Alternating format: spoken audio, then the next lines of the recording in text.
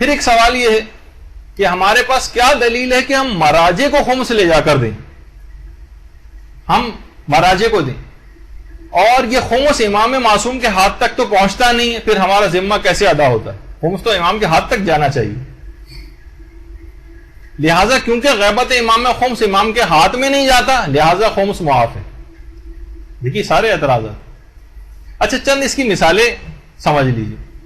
غیبت امام میں اگر اختلافات ہو جائیں آپس میں، لوگ کورٹ کچہری کی نوبت آ جاتی ہے، لوگ اپنے معاملات سلجھانے کہاں جاتے ہیں؟ یہ معترضین افراد بھی جب ان کے مثلا کوئی مکان پہ ہم آ کے قبضہ کر لیں اگر، تو یہ کورٹ میں کیس کر دیتے ہیں.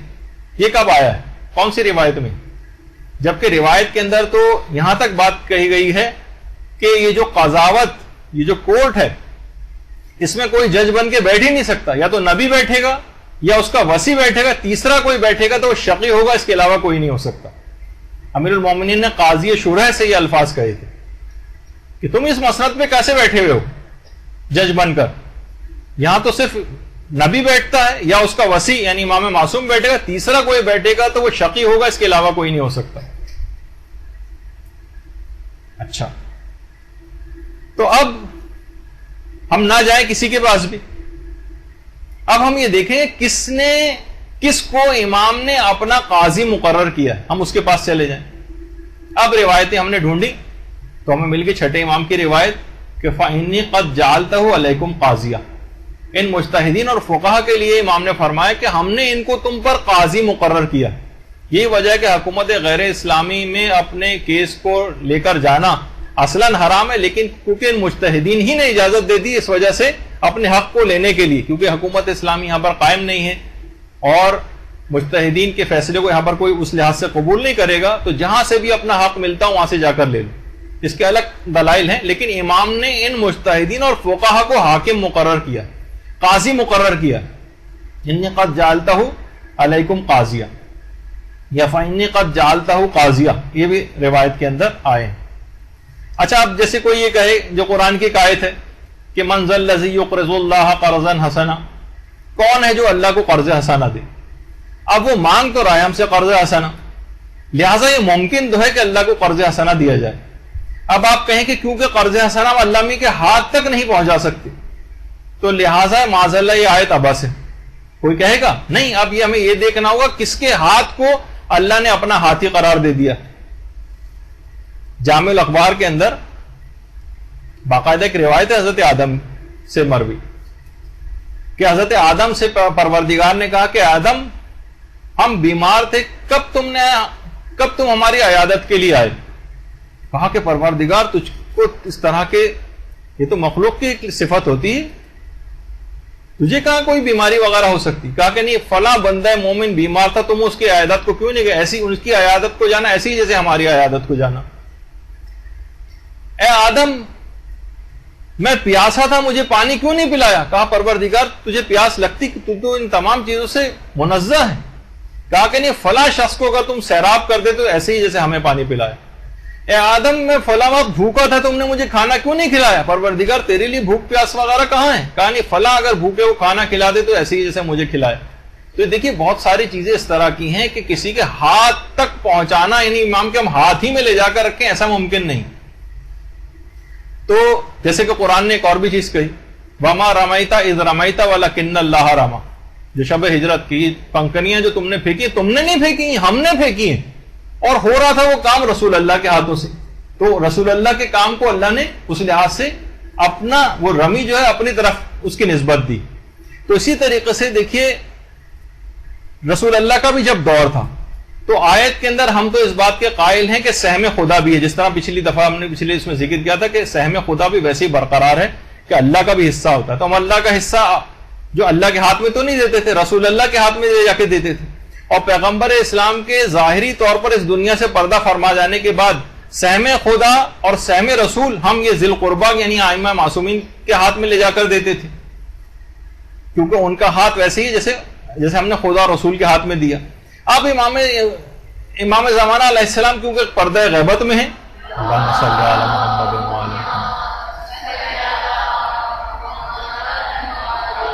تو اب ہم یہ کس کے ہاتھ میں لے جا کر دیکھیں؟ ہم اس کے ہاتھ میں لے جا کر دیں گے جس کو ائمہ اپنی طرف سے حجت مقرر کر کے گئے ہوں گے، جس کو آپ پر وہ حاکم مقرر کر کے گئے ہوں گے، جس کی طرف رجوع کرنے کا غیبت امام میں حکم دے کر گئے ہوں گے۔ وہ کتنی روایتیں آپ کے سامنے پیش کی گئی تھی تقلید والے درس میں بھی کہ فرجعوا فیہا الی رواۃ احادیثنا، ان مجتہدین کی طرف رجوع کرنا اس پہ بھی بہت سے ہماری حضرات اعتراض کرتے ہیں۔ جب ہم انحرافات کی سیریز میں اجتہاد و تقلید کے سلسلے میں اعتراضات کے جواب دیں گے اس وقت ان روایتوں کا پھر سے تذکرہ آئے گا، لیکن رواۃ احادیثنا سے مراد ہر آدمی نہیں ہے کہ مثلا میں روایت کو بیان کر رہا ہوں تو میری طرف رجوع کرنے لگیں گے۔ اس سے مراد کون ہے؟ یہ وہی رواۃ احادیثنا سے مراد جو ہے وہ مجتہدین اور فقہاء ہیں، کیونکہ یہ تم پر میری طرف سے تمہارے اوپر حجت ہے اور میں خدا کی طرف سے ان پر حجت ہے، یعنی جو امام خود جن کو حجت مقرر کر کے گئے ہم ان کی طرف رجوع کرتے ہیں، انہی کے پاس پیسے لے جا کر دیتے ہیں کیونکہ امام مقرر کر کے گئے ہیں۔ فَإِنِّي قَدْ جَعَلْتَهُ عَلَيْكُمْ حَاكِمًا، ہم ان مجتہدین اور فقہاء کو تم پر حاکم مقرر کرتے ہیں۔ اب کیونکہ امام خود حاکم مقرر کر کے گئے تو لہٰذا خمس ان کے ہاتھ میں دینا، جیسے امام کے اپنے نائبین اس زمانے میں ہوتے تھے، وکلا ہوتے تھے مختلف علاقوں میں، لوگ امام کے ہاتھ میں تو لے جا کے نہیں دیتے، ان تک دیتے تھے، تو گویا ایسا ہی ہے جیسے امام تک پہنچا دیا۔ تو اس طرح ان وکلا اور ان مجتہدین کے ذمے کیونکہ امام ان کو قاضی مقرر کر کے حاکم مقرر کر کے اپنی طرف سے حجت مقرر کر کے گئے ہیں، لہٰذا ہم ان کے ہاتھ میں دے رہے ہیں۔ اب ان کو پتا ہے کہ رضایت امام کہاں خرچ کرنے میں، بہت سے لوگ طنز کرتے ہیں کہ حکومتی مصارف میں خرچ، جیسے ایران پہ طنز کیا جاتا ہے کہ حکومتی مصارف میں سہم امام خرچ کیا جا رہا ہے، حکومت اسلامی کے مصارف میں بھی خرچ کیا جائے گا، جیسے وہ روایت ہے نا باقاعدہ جو کہ وسائل الشیعہ میں بھی ہے اور اس لحاظ سے سنن بہقی میں بھی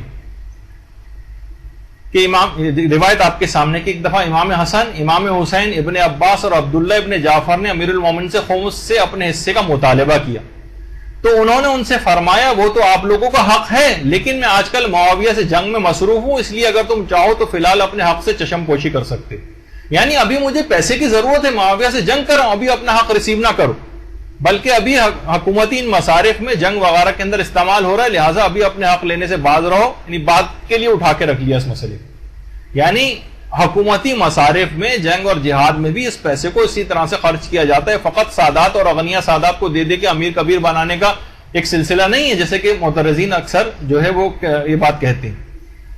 اچھا، اور یہی وجہ ہے کہ وہ ان تمام مصارف کو بہتر سمجھتے ہیں کہ کہاں خرچ کیا جائے، جبھی وہ روایت آئی ہے کہ جو ہم تک ہمارے حق کو نہ پہنچا سکے وہ فقراء شیعہ تک پہنچا۔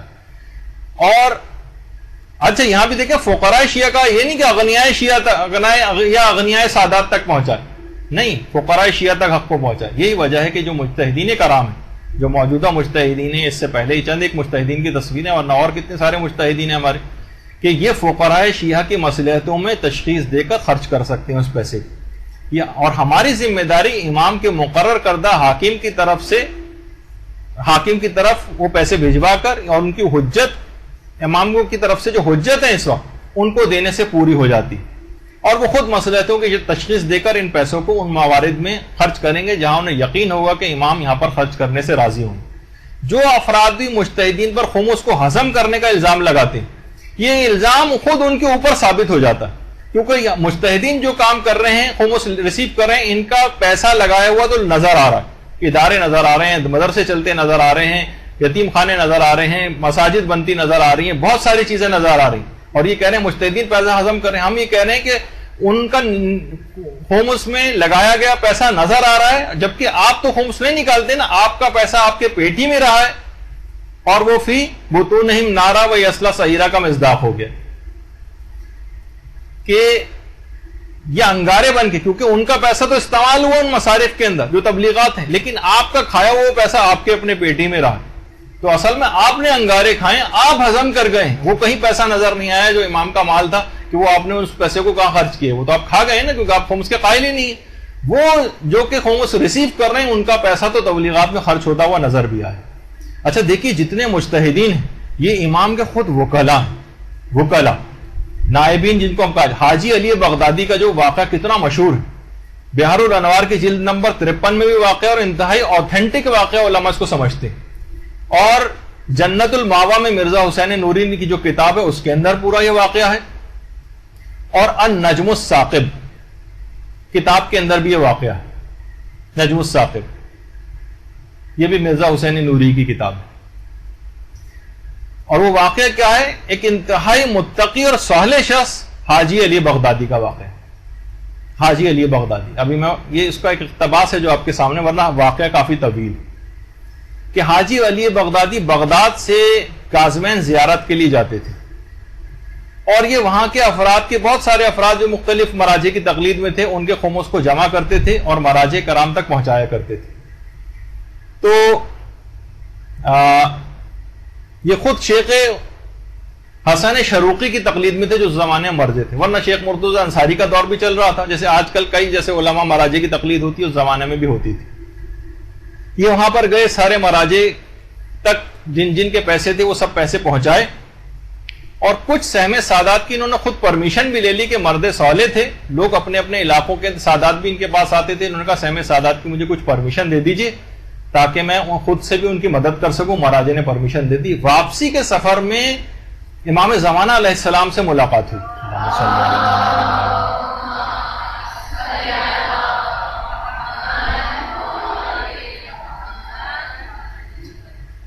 اچھا، اس وقت تک امام کو، یعنی جو پورا واقعہ آخر میں نقل، اس وقت تک امام کو پہچانے نہیں تھے. امام نے ان کا نام لے کر مخاطب کیا، حاجی علی بغدادی. یہ حیران ہو گئے کہ آپ نے مجھے کیسے پہچانا؟ کہا کہ انسان اس کو کس طرح سے نہ پہچانے جو اس کا کامل حق ادا کرتا ہو. انہوں نے پوچھا کہ آپ کا حق کون سا ہے؟ کہا امام زمانہ علیہ السلام نے فرمایا وہ حق جو تم نے ہمارے وکیل تک پہنچا دیا. میں نے پوچھا کہ آپ کا وکیل کون ہے؟ کہا شیخ حسن شروقی. ہر علاقے میں امام کا ایک خاص نمائندہ بھی ہوتا ہے. بہت سی روایتیں ایسی ہوتی ہیں کہ ہر محلے کا بھی ایک الگ الگ نمائندہ ہوتا ہے. امام کا جو سلسلہ امامت کا جو کہ نظام قائم ہے، ہو سکتا ہے پوری کراچی کا بھی ایک نمائندہ امام کا ہو، پھر کراچی میں بھی جتنے علاقے ہیں، انچولی کا الگ ہو، جعفر طیار کا الگ ہو، مختلف علاقوں کا بھی الگ ہو، لیکن وہ پتہ نہیں چل پاتے، لیکن جس سے وہ علاقے کی تمام خبر رکھتے ہیں اور اس کے مطابق امام کے احکامات پر عمل کرتے ہیں. کہا کہ آپ کا وکیل کون ہے؟ کہا شیخ حسن شروقی. میں نے کہا کہ مولا کیا وہ آپ کے وکیل ہیں؟ ہوگا وکیل ہی. یہ جو اب جہاں جہاں یہ دیکھیں لفظ آ رہا ہے وکیل کا، وہ ہم نے اس میں ہائی لائٹ کیا اور یہ کتابوں کے بھی ریفرنسز آپ کو دی. کہا ہاں. کہہ رہے ہیں اس وقت تک میں تذبذب میں تھا کہ کون. میں نے کہا کہ شاید اگر آپ سید ہیں اور ضرورت مند ہیں تو میرے پاس کچھ سہم سادات کی رقم، کیا میں وہ آپ کو دے دوں؟ امام مسکرائے اور کہا تم نے ہمارا حصہ نجف میں ہمارے وکیلوں کو دے تو دیا ہے. دیکھیے جہاں جہاں وکلا وکلائی اور یہ سب کچھ آ رہا ہے، یہ سب امام نے ان جگہ پہ ان کو اپنا وکیل کہا. اب حاجی علی، پھر پورا واقعہ خیر و تفصیل تو آپ اس کے اندر پڑھ سکتی ہیں، اب تو اردو کتابوں وغیرہ کے اندر بھی حاجی علی بغدادی کا واقعہ بہت ہی مشہور ہے، جہاں جہاں امام زمانہ سے ملاقات کے واقعے ہیں، اور یہ علماء نے اوتھینٹک واقعہ قرار دیا. کہا کہ تم نے ہمارے نجف میں ہمارے وکلا تک ہمارا حق پہنچا تو دیا ہے. میں نے کہا کہ کیا یہ کام خدا کی بارگاہ میں مقبول ہے، یعنی ان تک پیسہ پہنچا دینا؟ امام نے فرمایا ہاں. پھر میں متوجہ ہوا، حاجی علی بغدادی کہتے ہیں کہ امام نے مراجع کو اپنا وکیل قرار دیا. تو یہ آپ جو پہنچا رہے ہیں گویا امام زمانہ کے ہاتھ تک پہنچا رہے ہیں یہ چیز.